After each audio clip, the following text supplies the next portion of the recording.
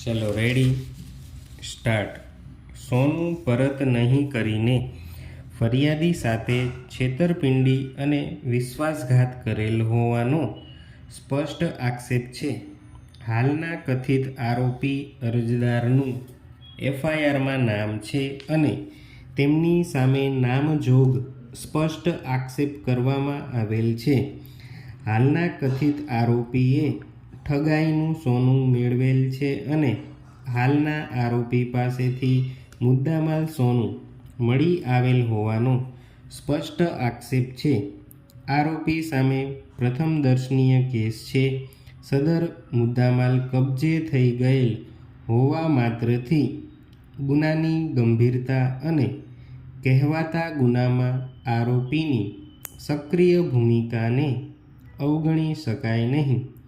સદર કેસની તપાસ હજી ચાલુ છે તેવા સંજોગોમાં હાલના કથિત આરોપીને જામીન મુક્ત કરવાથી ફરિયાદ પક્ષના કેસને ગંભીર નુકસાન થવાથી તેમજ ઇન્સાફી કાર્યવાહી માટે આરોપીની હાજરી સરળતાથી સુનિશ્ચિત કરવાનું મુશ્કેલ બનશે તેવી શક્યતા નકારી શકાય તેમ નથી।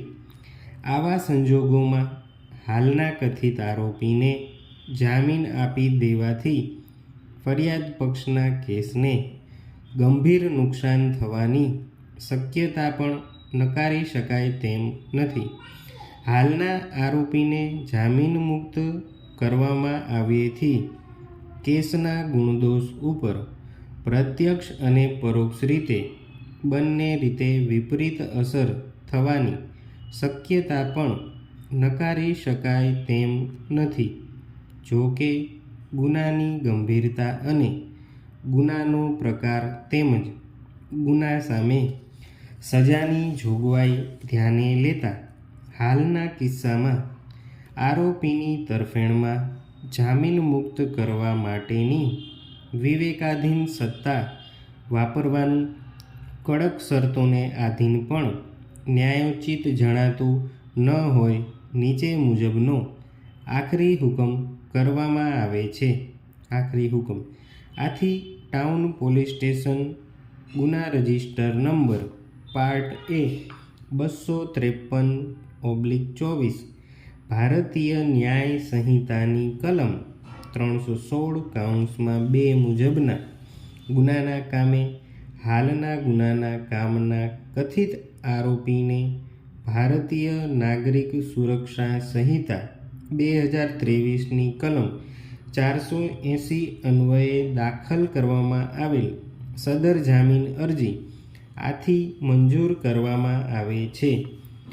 હાલની અરજીનો વિરોધ કરતા સરકાર તરફે વિદ્વાન એપીપી શ્રીએ કેસના તપાસનીશ અધિકારી શ્રીની હાજરીમાં પોતાની લંબાણપૂર્વકની મૌખિક દલીલોમાં જણાવેલ છે કે કહેવાતા બનાવમાં અને કથિત ગુનામાં આરોપીની સંડોવણીના પૂરતા પુરાવા મળેલ છે। સદર કેસની તપાસ હજી ચાલુ છે। કહેવાતો બનાવ તારીખ 21/9/2024ના રોજ મધ્યરાત્રિએ એટલે કે રાત્રિના 12 વાગ્યા પછી અને સવારના 5 વાગ્યાના સમયગાળા દરમિયાન બનેલો છે। સ્ટોપ।